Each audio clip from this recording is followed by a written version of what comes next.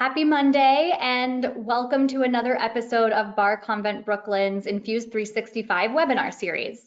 I'm Katie Genovese, BCB's Marketing Director, and today we're looking forward to a deeply informational and interactive discussion about the past, present, and future of Mexico's distillates with Iván Saldaña of Casa Lumbre Spirits.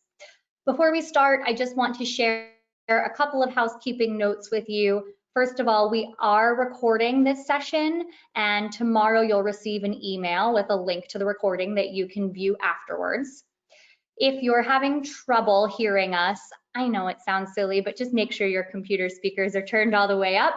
And if you're still having difficulty, you can send us a message through the chat feature, which is on the right-hand side of your screen.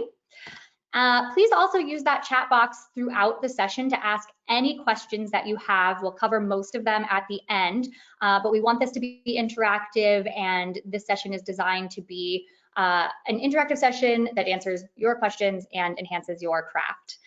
And now I'd like to introduce our expert presenter, otherwise known as the doctor. Is he going to make a face at me for saying that? Iván Saldaña. Iván is the Master Distiller and Chief Innovation Officer for Casa Lumbre Spirits and is a world-renowned Mexican biologist and educator. He's co-creator of innovative spirits such as Montelobos Mezcal, Ancho Reyes, and the recently launched Abasolo Ancestral corn whiskey and Nixta corn liqueur. So without further ado, it is my pleasure to pass the mic to Iván. Thank you, Katie. It's my big pleasure to be able to join you from here in Mexico. I'm in Malinalco, a beautiful tiny town in the state of Mexico, relatively close to Mexico City, and have the chance to just have you closer through this technology in these strange times we are living. And it's my pleasure to discuss one of the things I feel more passionate about. That is the distillation and the history, present, and future of what distillation is in Mexico. I'm gonna try to project my presentation. Just give me a second. Need to find out exactly how. Okay, mostrar mi pantalla. Okay, 1 second, please. Yeah. Let me know if you can see the presentation now. We can see it. Thanks. Okay, wonderful. Okay, so I'm gonna use this. Sometimes I'm a little bit selfish with presentations because I really use it more as a guide for my my speech than as a material for all of you to see. But hopefully will guide you as well through what I'm going to be presenting. So the purpose today is to have a discussion. Hopefully we will have lots of questions from you guys or comments on what the future of distillation looks like. We are in moments in which we are really reflecting on a lot of things in this world. Mass consumption is one of the things I think everybody is discussing. Brands that are contributing or not to the society. Geographies in a globalized world where everybody's suffering right now from the pandemic. But how we should continue this travesty as consumers, as people in the world. And I think, at least in my case as distiller, it's also a moment for reflection and discussion. And today we want to talk about Mexico, about distillation, about many things that precedes me, precedes all of us that are in this conference today, but that are really the substance of what we can offer to the world in the following year. And look, I'm biology, so sometimes I have a certain perspective of things, but I'm also a living person who understands culture.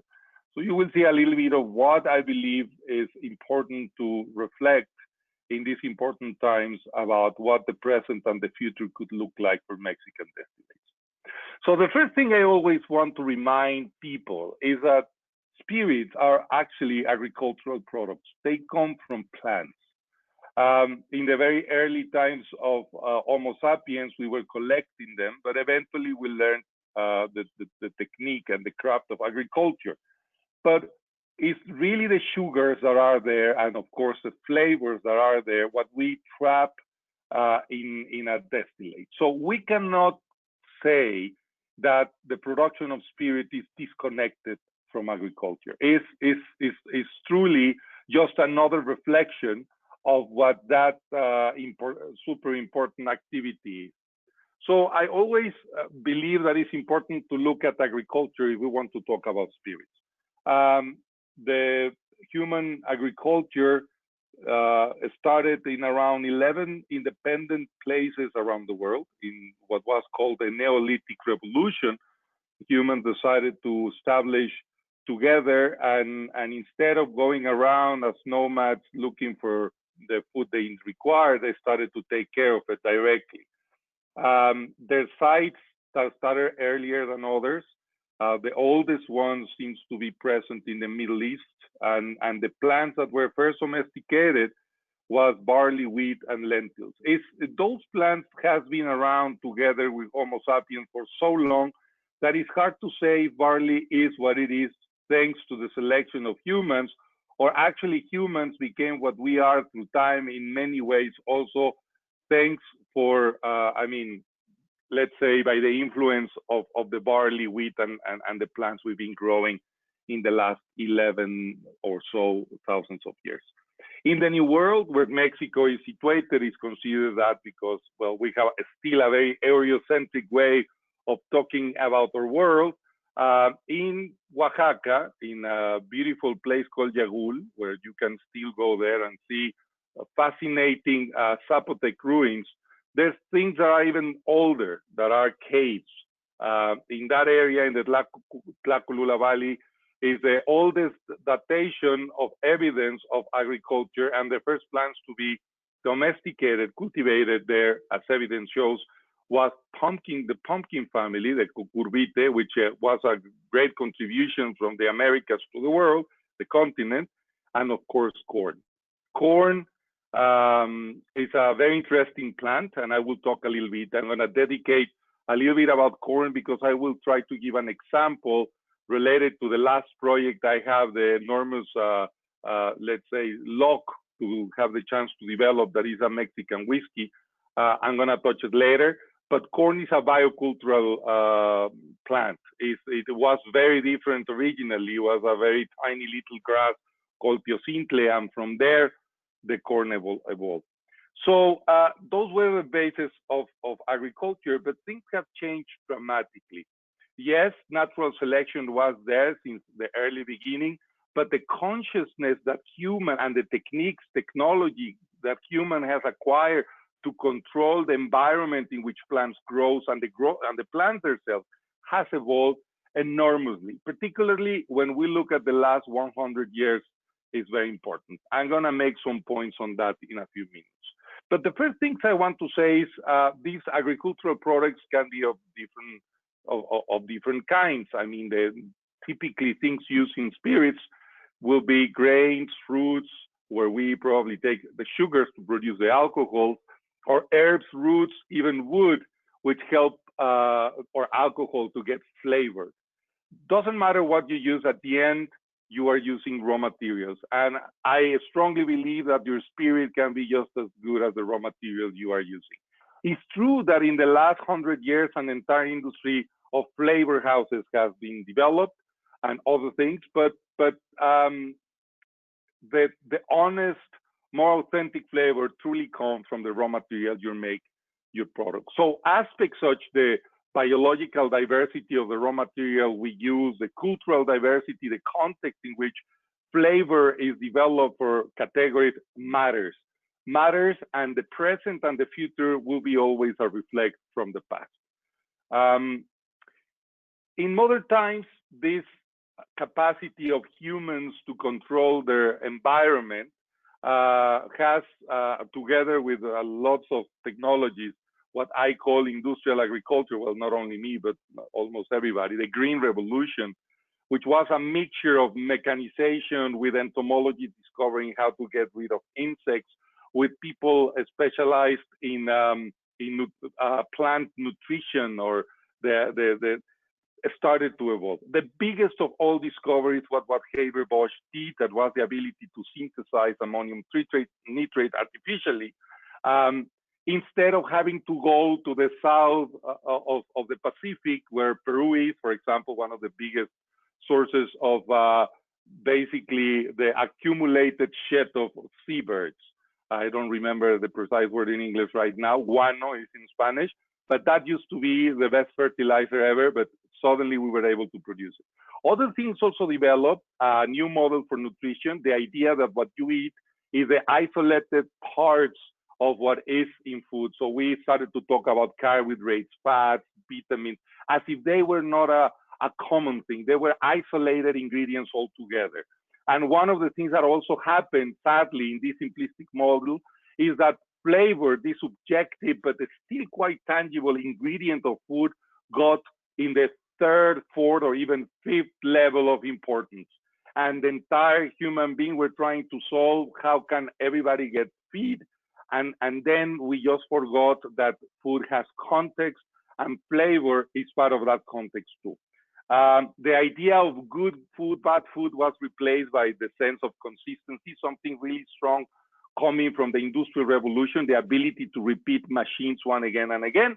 And that's it, let's say, up to now, what we are having. But still, some countries that are very biodiverse, like the case of Mexico, we are one of the most biodiverse countries in the world, number 7, if I'm not wrong.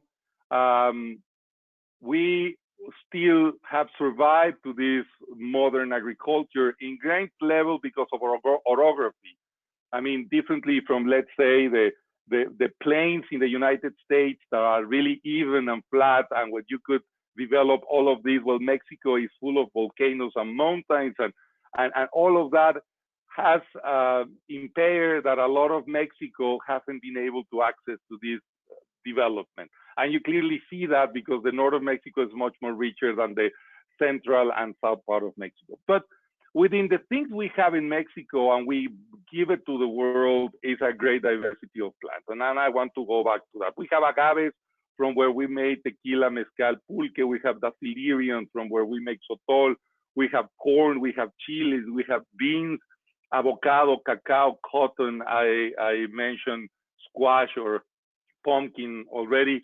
Pineapple, many people is very confused, and I understand that because quite early after the discovery of the Americas, the now from China big boat that used to be connecting the Spaniard colonies in Asia started to move through the Pacific between Mexico and that area. But all these plants are plants that were have originated in Mexico, and that has enormous potential. And still, even though the homogenization of agriculture has limited the diversity of many of these plants, still this is a country that is full of possibilities in terms of raw materials. Let's talk a little bit about other components super important to make to make spirits, which is the technique of distillation. Distillation, some people refer it as if it was an invention. I personally don't think distillation is an invention, it's merely a discovery. It's to modulate something that already happens in nature, just like in the oceans, the water evaporates.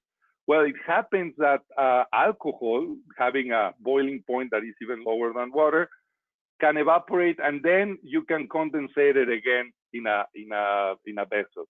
But probably when they discovered it, they just had a big jar of fermented liquid with a cap, and they turn around the cap and they just taste some drops of what was at the top of the cap, and they discover what's stronger in terms of alcohol. We don't really know. What we know is just like agriculture was discovered multiple times in the world independently, we also know that distillation had the same kind of fate. It was discovered by different cultures in Asia, like Far East Asia, the Middle East, that was really who seems to have teach to the rest of Europe the technique of, they will show them the alembic and the distillation process. But we know China, Japan, Korea, and there's evidence that some of those things happen independently in the Philippines as well, that in those places, distillation will occur. There's a big discussion in Mexico that is full of traditional alcoholic beverage, the best known pulque, made from the juices that naturally secrete large size agave when you hurt them and they are reaching maturity, and you can get a really sweet stuff that eventually ferments. Or tepache, that are called to the ferments that you purposely produce when you put juices of cooked agave or pineapple in a container. Tezuino is most common in the western part of the country with corn. The tezuino, the pozol used to have very low alcoholic concentration, but still some. That is because in Mexico, they didn't know how to malt, something they learn in the Scottish and the Irish really well. I will talk a little bit more corn later. But let's say today there's a discussion between academia and Mexico about the very possible existence of distillation prior to the arrival of the Spaniards. And there's some evidence in Cacaxtla, in the state of Tlaxcala, central part of Mexico, where there are vessels that can be used to distill, and there's been some indirect evidence that yes, they may have distilled there 3,000 years ago. Wow. But you know what? 3,000 years ago is quite far of the modern, present distillation technology you will find in Mexico. So this comes differently depending who you ask. In my personal opinion, the influence equally important, the one that came through Spain directly, let's say the alembic, the copper alembic, and those that came, the Mongolian alembic and the different expressions of that came from Asia through the Nao, that was stopping in San Blas, in Nayarit, in Colima, in the western coast, in the Pacific coast of Mexico. Those were truly, in my opinion, I mean, not mine because I say it, but the most evident and clear influence of what distillation is and is present today in Mexico. So the possibility that maybe not once, but multiple times in Mesoamerica, some type of distillation may have occurred. I mean, we cannot deny it, but if they would have truly got into the society, into the community, it would have been important to hide it. That's my point of view. It's such a powerful thing, alcohol, that couldn't be there. So we have to consider that Mexico, just as today Mexico is a colonial, is a country that was colonized by the Spaniards in one way. There were multiple colonization events prior to the Spaniards between the different Mesoamerican groups that dominated one or another in different eras. It's quite complex. But what is true is that we are a globalized country. I mean, we were just that country in the middle of America that was equally connected to Asia as well as to Europe.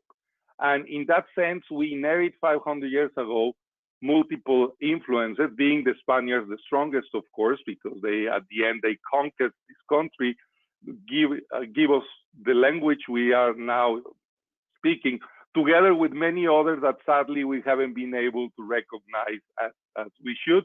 But let's say is the one that shaped the mentality of Mexico in a way. And we not only receive technology for distillation, we receive plants too.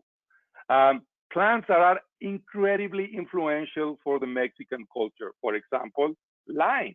I mean, that citrus plant that was growing in the gardens of the monks, that, by the way, the Spaniards do not use, because they don't really, they use the lemon, but not really the lime. The lime was decorative.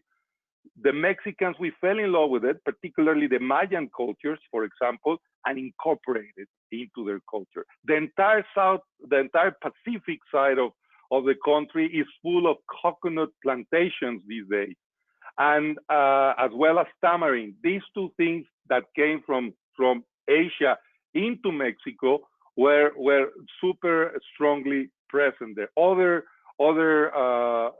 important herbs are, for example, hibiscus, that we know as Jamaica, or cinnamon, those got from Asia into us through this exchange we were having since then.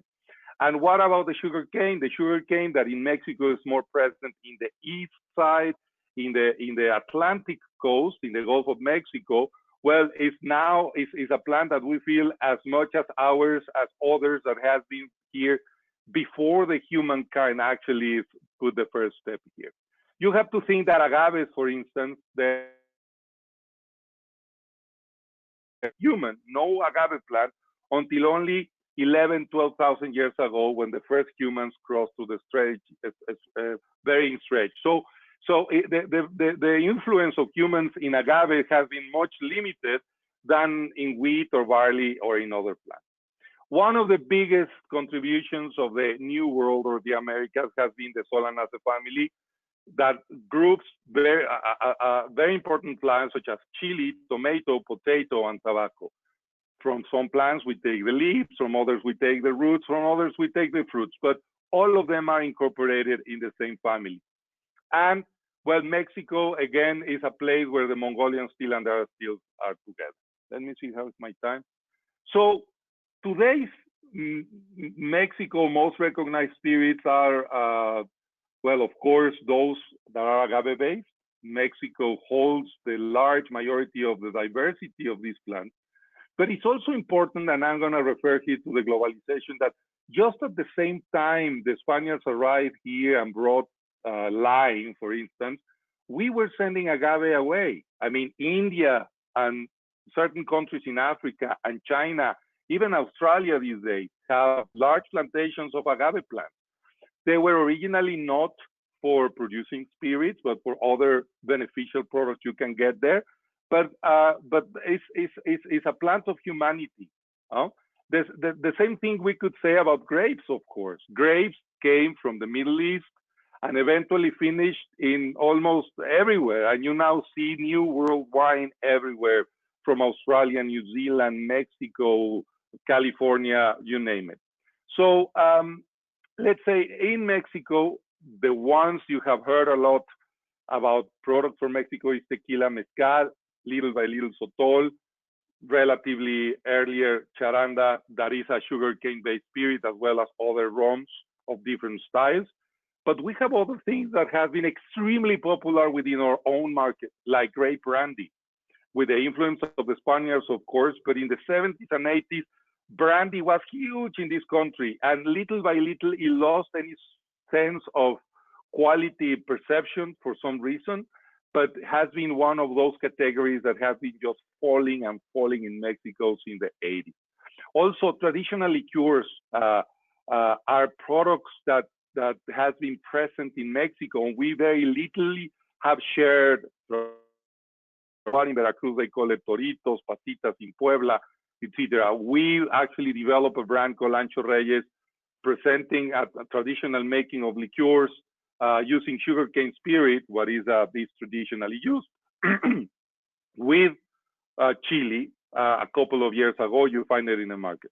Or posh, that is also a mixture of corn and sugar. So just for you, my interest is for you to know that we have a lot of these things here in Mexico since 500 years ago that we may not play with in everything. But every time a product has to be made, at least in the experience of Casa Lumbre, with Danny and Moy, my partners, the team in Casa Lumbre, Lupita, that is my right hand in the lab, we always have to make a question, and is this reflecting an authentic expression of a product? I mean, Mexico, for example, in agave spirits, have what we call a historic taste, identity on the flavors of things. And well, our job is to make exciting, cool spirits that reflects that, but that inevitably are influenced by people who, like in my case, I was not born in the family of a mezcalero. My grandfather was not growing agave, even though I'm from Jalisco and Mexican. But it just happened that I'm here in this country. I'm fascinated, and I believe there's an opportunity to get into this. So historic taste or traditional taste is something to protect, and I've been a big promoter of those expressions. But I also believe there's authentic innovation, and that any Mexican has the opportunity to explore that. And we are seeing these kind of things not only in spirit making. You see it now in cuisine. There's a lot of really renowned, good Mexican chefs that have been traveling along the tiny little villages and pueblitos of different regions in Mexico, learn techniques, and then they open super high-end restaurants around the world offering their food. You have designers making clothing that are beautiful and extraordinary based on textiles. There's always this ethical discussion, of course, of appropriation and how we manage that in a time where we have seen that there's a certain privilege benefiting from the unprivileged. And that's something to be really aware of. But at the same time, as Mexican, being born in that messy reality of exotic fruits and vegetables, traditions, and spirit production, at least in my case, I mean, you cannot just stay there without this creative impulse. But let's come back a little bit about what authentic innovation is. Again, Mexico having this great climatic diversity, not only in plants, and being able to access to a lot of fruits, well, you can do things here that has been done in other places as well. I mean, one question is, can Mexico offer a good gin or a whiskey or a brandy? And if we do it, how can we do something meaningful? Are we just going to repeat whatever is being done in Kentucky to make a whiskey, or we will try to be an Irish whiskey? Well, I think that should be the answer for me. For that would be no. I think what is important is to understand how culturally either the ingredients, the techniques, the regions have appropriate those raw materials that are coming from the farm, and how then we can translate that and honor that into spirits that probably didn't exist in Mexico. So it's a philosophical question if how much allowance Mexico could have for doing categories have never been there. But when we say authenticity, then we have to analyze a little bit more what that means. Authenticity refers to be, let's say, word of acceptance, trustworthy, that is true, that conforms to an original. So can you make something authentic, for example, whiskey, when you don't make whiskey in Mexico?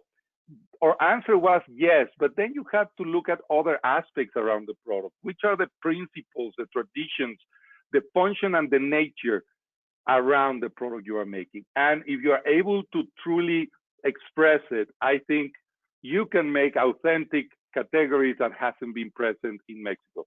I mean, we have a great example, wine. I mean, still Mexican wine is not known everywhere, but we do extraordinary wine with very unique terroirs like the one in Valle de Guadalupe. And I think we should be encouraging the exploration of these other spirits or expressions in Mexico. So it's highly subjective, authenticity, but it has certain things. I took this from a publication I read from Napoli, that's the last name of the author, that explains that authenticity can be something that connects to time and place, something that speaks honestly from your heart, like it's a self-expression of something in your heart, an intent, even an effort to succeed, even if you don't succeed, is already enough reasons to be authentic.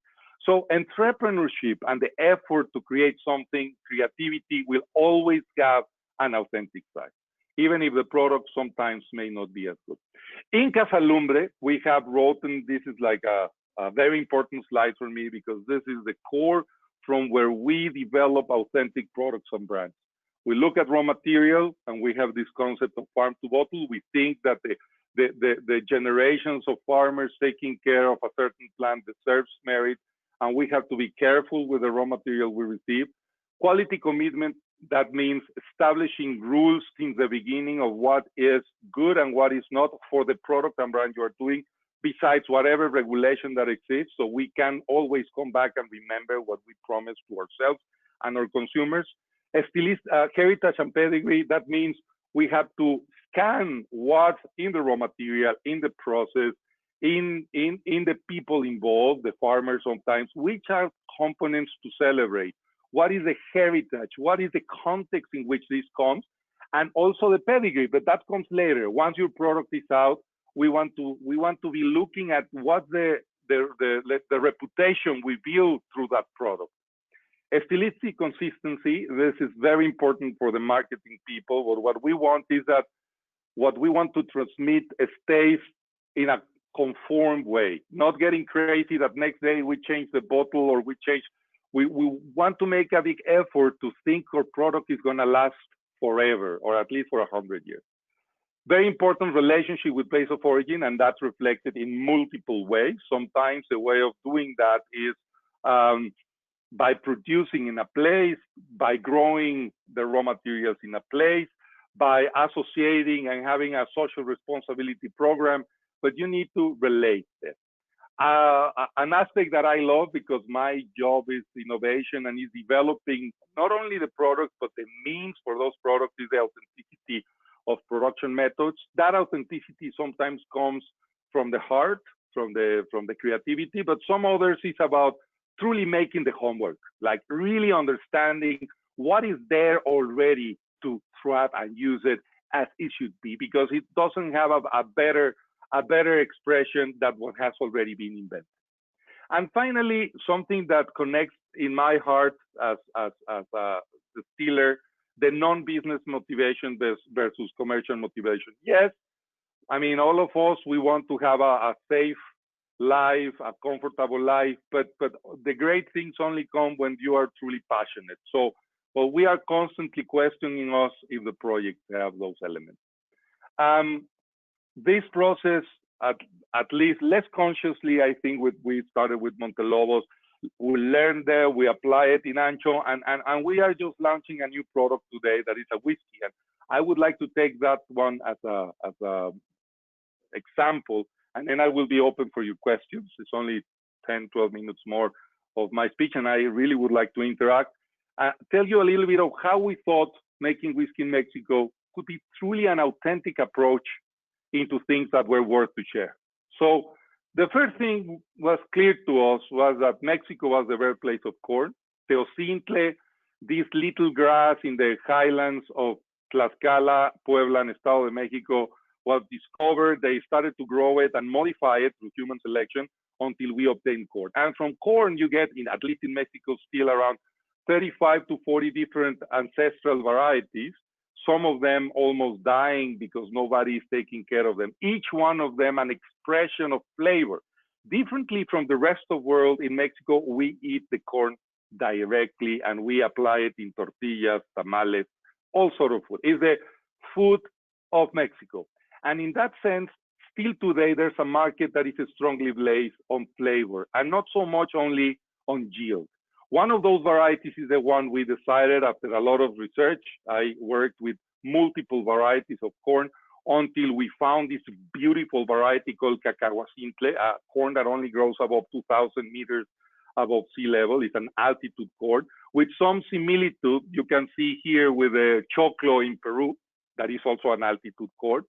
And we just got fascinated with it, and we decided to go into honoring this corn. At the beginning, it sounded like enough, but little by little, we understood that we had to guarantee that the process would also truly reflect the essence of what Mexico is. And there's where the nixtamalization, that I will explain really fast how it works, is a process that had existed for 4,000 years, came into play. Abasolo is the first whiskey ever using this technique of pre-cooking in the making of a spirit or a whiskey. So basically, we take our beautiful cacahuacintle, and what we do is we boil it in an alkali solution that is typically contains either ashes, I mean, in the traditional way, or chalk. This white chalk used for construction, that one. We use chalk in our case. Basically, you boil it and then you let it rest for around 12 hours. The external part of the corn will get dissolved, but amazing things will happen there. Reactions between the starches and the proteins will create new flavors. the grain gets much more nutrition. There's a lot of anthropologists that explain the success of Mesoamerican cultures was possible thanks to the discovery or invention of nixtamalization because of the extreme change in the nutritional properties of corn. After that, influenced by a second beautiful culinary technique in corn called pinole that happens at the north of Mexico, the tarahumadas or raramuris are well known because of that. Just similarly to other cultures in the US that never use nixtamalization, but in the case of the raramuris, what they do is something called pinole, where they roast grains. Basically, they take a clay container with sand, they put grains inside, and then put it in the fire. And the sand will transmit the temperature, will roast the grain from where you can make a powder that is really rich in energy. We took that idea in the process. So after nixtamalizing our corn, we roasted, the full grains are roasted, kind of an adapted, really big coffee roaster. That's what we use for that. And then also another technique that we thought was really authentic was not coming from Mexico exactly, but from Peru. The Peruvians have a beer called jora that they make out of this variety of corn called choclo in the Inca regions, in which they let to sprout, to germinate the seeds, and then they crush it, and from that they make a beer. Well, the idea of that, when I saw it in Peru, was, and what about cacao seeds, like how it behaved? And we started to study it, and we looked at it. It worked really well, so we incorporated as a malted fraction in our mash. So we malt corn, and we also nixtamalize and roast corn. Obviously, the corn that is malted was never nixtamalized and roasted, because you need to be alive, you need the enzymes there. But we make a blend, and from there we mash, and then we ferment. There's also other things we decided to incorporate that are not so relevant. For example, we do a really long fermentation with a champagne yeast in order to achieve large amount of alcohol. We have a double distillation, or low wines are really high in 40% alcohol. I mean, compared to other low wines is quite high thanks to the high gravity fermentation. And finally, what we do, and we are really surprised with the results, we have open warehouses for aging. So instead of having a controlled area where angels share maybe 3-4% per year, we are in an open area in the distillery. Our distillery is one of the highest in the world. We are at 2,600 meters in a really high area in a town called Jilotepec, and we let the air to play around and get in, and the days are hot and the nights are cold because of the altitude, and all of that helps maturation to really move forward during the 2 years we give to this product. We use ex-bourbon barrels and new toasted barrels, no char, and that's the base of it. But at the end, and this is what the discussion has to be, is there an approach, I truly believe, I just share it, to be authentic by innovating? Can you find things that are around you and transmit it in a deeper way in products that have sense? Well, there's Abasolo. When you have a chance, try it. We just launched it in the middle of this pandemic, so maybe it will take some time until you have the chance to try it. But the result was something really special. It's something that doesn't taste as anything that I have tried before. It's far from a bourbon or far from Irish, Scottish. It's really something in its own. And the most beautiful thing is truly honoring corn, honoring the farming of this ancestral plant that has been the heart of this country forever. And I think that even though Mexico is not known from whiskey, there's a good reason to start considering it. And it's not only Abasolo, I think there's other projects that will start to come out. And that's really my presentation today. I hope I'm in a good time. If I am, good, because then we have more chances to make questions and answers. I'm going to, let me see, how can I turn off this? Oh, there you go. So that's it. Katie, Perfect. Did you like it? I loved it. Thank you so much. I learned a lot, and I think that it was a good place to pause where you are, because you got some really great questions that I think will just propel a conversation forward. So this one is a good segue from what we were just talking about. This one, oh, you got so many. The first one that I saw is from Emilio. Why, if corn is common and very usual in our day-to-day here in Mexico, there are not more corn distillates? Well, I think because it wasn't never part of our tradition. I mean, transforming, and what Mexico knows to do good is to ferment and distill products that has available sugars, let's say fruits, like the case of tepache with pineapple, or aguamiel that is also easy. You don't have to break down those starches. Yes, we have some fermented drinks from corn, but they really achieve tiny little amounts of alcohol. Differently from in Asia, where they discover, for the case of rice, for example, that they could use fungi, now the word is going, but the black mold to break down sugars. The Mexicans didn't know all of that, so it was not so easy to make spirits. But in today times where all these things have been are known, well, now it seems that a lot of entrepreneurs are starting to get interested. But it's a great question. How is that making spirit of corn was not let's say an interest before? I think it's because of the influence that the world is having between all of us around the world. So you think we'll see more maybe in the future? No, for sure. There's already many other friends of mine that I know are exploring and transforming corn into whiskey in Mexico. And the same I could say about other categories. Vermouths, for example, we have wines that are ours. We have very interesting herbs. So I can see that that's going to start appearing. Gins, there's at least in the local market already a couple of gins. So there's people who have been exploring distilling mezcal with gin. I mean, it's always a little bit complex, the identity, because you need your product to have a particular story. But what I see is a laboratory. There's more people, at least in Mexico right now, playing a little bit more with the ingredients. If the product is very good or not, that's for the consumer to decide. Great.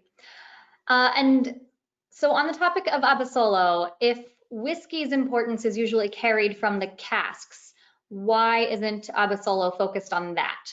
That was a question. Can you repeat it? Because I don't know if I understood it right. I guess why isn't Abasolo focused on the casks that they're usually aged in, maybe? Well, let me see if I got it. Abasolo, it has some, I mean, we are interested in the cask in the sense that, well, we are being really careful in selecting the cask we use, but it's a 2 years aging time. It's not like it happens in other countries that truly that part of the process is the central aspect, because maybe it's not so differentiated the spirit they are producing. I mean, in many countries that you can even buy the spirit itself and then you do the job of aging. For us, the key element for expressing authenticity in our whiskey was about letting the corn to speak, letting the complexity of flavors that Mexican ancestral corn can bring through applying techniques such as nixtamalization or roasting, in order to make a 100% corn spirit first of the toppest quality possible, and then complement that beautiful experience with the wood. But the wood itself, I think, is not the component that will make a Mexican whiskey authentic. That doesn't mean it's not important. I'm just saying the differentiators are based in other aspects through the process of production. Okay, thank you. I think you got it. And following up to that, boy, our attendees are really in sync with their questions. Amy wanted to know if you've experimented with using local wood for aging your whiskey. Well, Mexico has the largest oak diversity in the world. I mean, it's crazy, and this is again because of the multiple altitudes. I haven't, but I'm dying to do it. The thing is, we don't have a cooperage as a traditional thing. When you look at tequila, for example, the entire type of wood utilized, well, now they are buying from here and there, but all are imported. All are mostly ex-bourbon barrels, plus other French oak or other things. But we haven't explored, nobody in Mexico has explored yet the potential we have in terms of the diversity of oak trees that have in our country. So that's some more homework in the future. Now that we have a whiskey, I would love to get deeper into that. Okay. And what kind of barrels are you aging in? We are using ex-bourbon barrels as our core, but we have also a fraction, a 25% of new toasted barrels, more greener. I mean, when it's difficult, it's not a tasting, so we will not get into the flavors of the product, but it's a particular expression of wood and yeah, of whiskey. Perfect. Okay, switching gears a little to the creative side of things. Javier wants to know, what is the meaning of the Abasolo logo? So the star is a star. The little square is the star, but reflects, we just loved it. Reflects also, I mean, it's like a graphical expression when the cubes form, like looking at from the top, you know? So it's really more like a symbol than anything else. I mean, I can put a lot of also, if you look our bottle from the top, you will look like the same symbol because it's a square bottle, but yeah. And will Abasolo be offering expressions with age statements? It will eventually. Right now, we are in our first expression that we consider that was the most important one to launch, that the one that embodies the purpose of our innovation.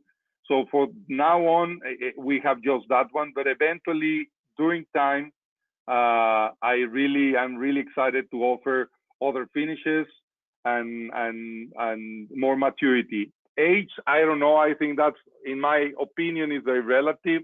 It's not the same to be in a humid warehouse in Scotland. And look, I'm not taking credit of waiting a lot. That's something.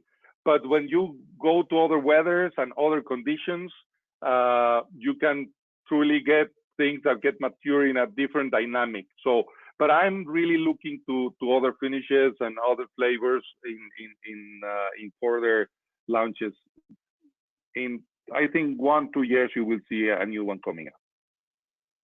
And you'll release it at Bar Convent Brooklyn 2021, we hope. Of course. And let us know, and we'll share the word. Okay, this one's from Isaac. He wants to know what do you see for the future of the sotol industry?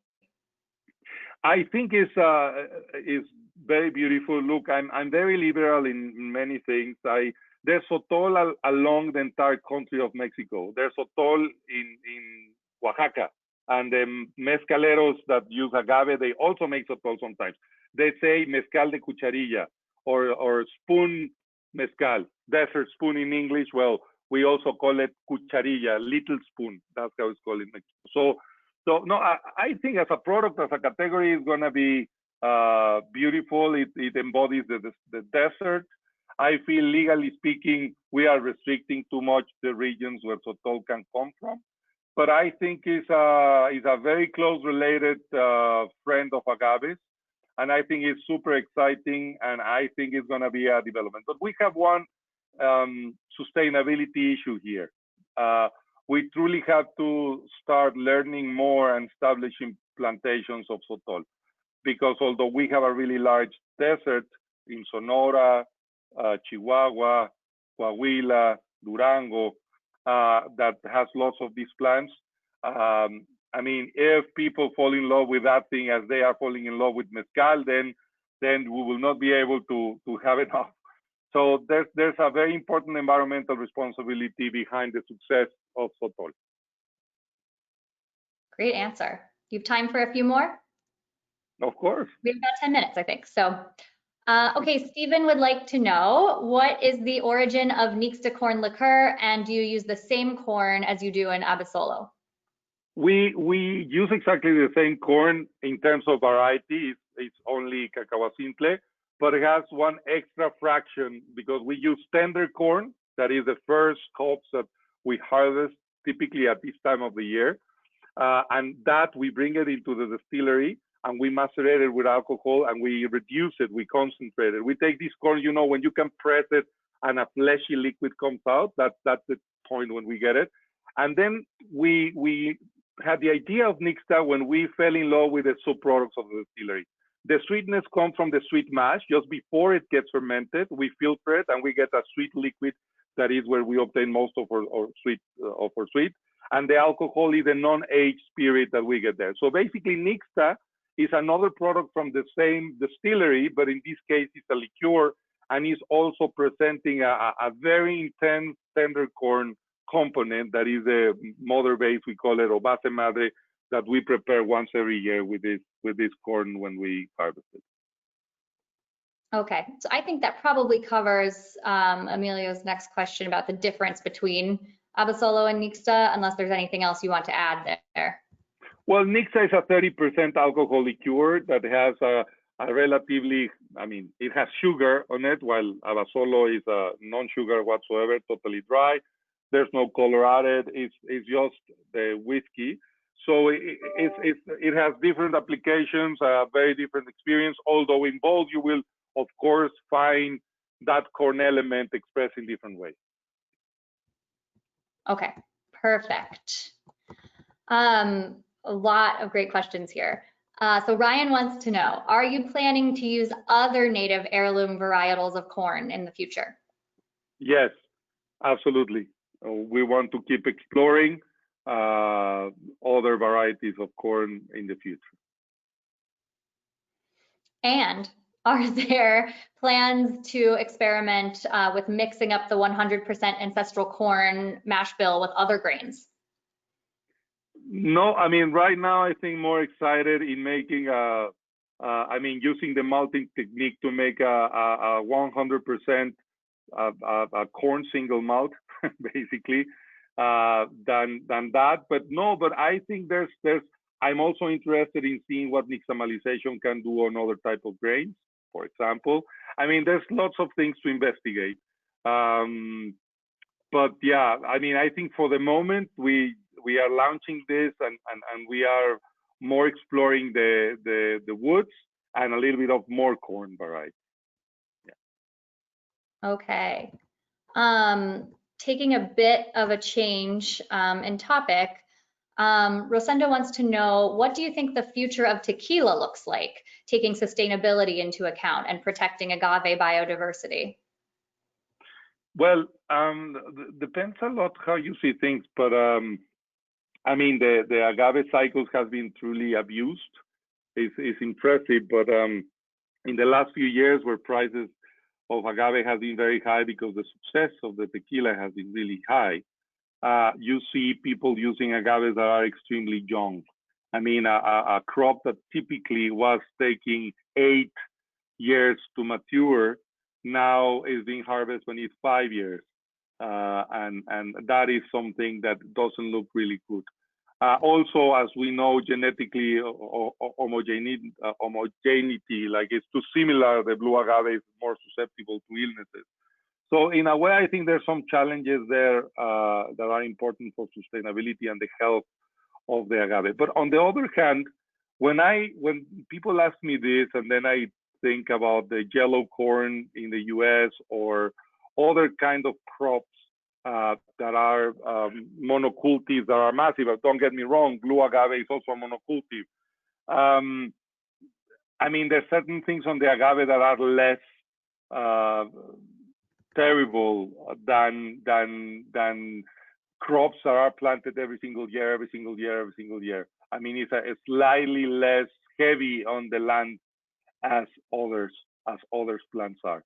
But for example, things that needs to be done is to start moving back into an organic agriculture. Agaves are perfect organisms to be managed without the immense amount of herbicides and insecticides. But people is lazy. Instead of cleaning around the agaves, it's easier to put the herbicides and then you disappear all the herb. But yeah, I think there's a great opportunity. The question is, are we gonna take that opportunity, or we will just continue the same? And that I'm not sure. I think depends a lot on what is happening now and the consciousness of the consumer. Okay. And sort of a more philosophical question. So he wants to talk a little bit about appropriation, and the line of appropriation he thinks is defined by disrespect, maybe. And his question is, how do we avoid this in the spirits industry in the future? So I guess in other words, what is your view on appropriation of the Mexican culture in the spirits industry? Is there still work to do? Is it getting better? What's your take on that? Well, I think, I mean, a lot of, because the cultural appropriation could be is very real, but can be also very abstract if you don't find a mechanism to distribute better the making a healthy industry where people get paid for their job in a decent way. Let's say it like that. Because also having something that is not used at all, I mean, that is left in the communities, I mean, they will exist there and will work there, but sometimes these grapes or corn or agave or mezcal can truly be a mechanism in which they can benefit. The problem is that the system hasn't been, and the people who understand how to sell it is not the same people that are making it. So I think the idea is how to make more fair agricultural deals. So you want the farmers to really get what they deserve for the plants they are doing. In the case you are working about raw materials, that is the case in the whiskey, for example. We work directly with families in Calimaya, in the lowlands of the Toluca Glacier, a big old volcano that is not active anymore. I think it's a very different discussion when what you are talking is a product that already exists there. Let's say we're gonna sell pulque or we're gonna sell mezcal. I think it's case by case. I also think that as Mexicans, as people, we have the right to create above what has already existed. So I think an appropriation is when you just pay 3 pesos for something and sell it much more expensively, and there's no creative or integrating process in the middle. When you are just buying and reselling something with your cool brand and you don't understand where it's coming from, which are the implications, you are not creating networks or relating with those involved either in the growing of the plants or in the transformation of the product. And that's where the problems get really big. I mean, already problems are big because we are in a country where privilege, like in the US, I would say, and many other countries in the world right now, you have those with the privilege and those without them, and they have to play fairness in equal standards, but ones know more than the others, you know. But a part of that reality, how to avoid that, I think, is the recognition and finding ways of trading things in a more fair way. I don't have the total answer, I would say, but at least I personally, or we are trying to do it with new rules that we think are fairer than others. That was a great answer. Thank you for engaging so passionately on that. We have about a minute left. I think a good place to end. But before we do, we're not going to be able to ask you everyone's questions. We'll send them your way. But if people want to follow up with you afterwards and ask, what's the best way to get in touch with you, Iván? I think Instagram, I have, my name is called Agaviotico, Agaviotico, Agaviotico. That's a good way. I think you can find my name in the Google, and that will be Google a message machine. To that will work. All right, perfect. All right. Give me time, I answer, but it sometimes takes a little bit of time. All right, well, we'll share that too with everybody. And if anyone has to drop off, we understand, but this was a good one, I thought. Dolce wants to know, how do you see the development of Mexican spirits in the US in the next 10 years? Well, I think Mexico is super hot in the US right now. I think, I mean, tequila is still growing enormously. Mezcal is growing a lot. I think we are one of the most influential cultures in the US right now for obvious reasons. I mean, we are within the US in a way. I mean, there's a really fluid border that has common culture almost. So I think this is going to be growing more and more. I mean, when you start to look that there are more Mexican restaurants than hamburger restaurants these days in the US, when you start to see,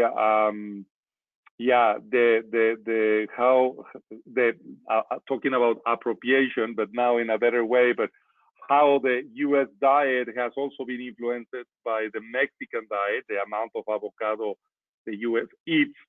Well, you start to realize, or the amount of chili and salsa Americans eat, you start to see how powerful is the influence from Mexico. So I think there's still a lot of opportunity and interest for the Mexican spirit in the US.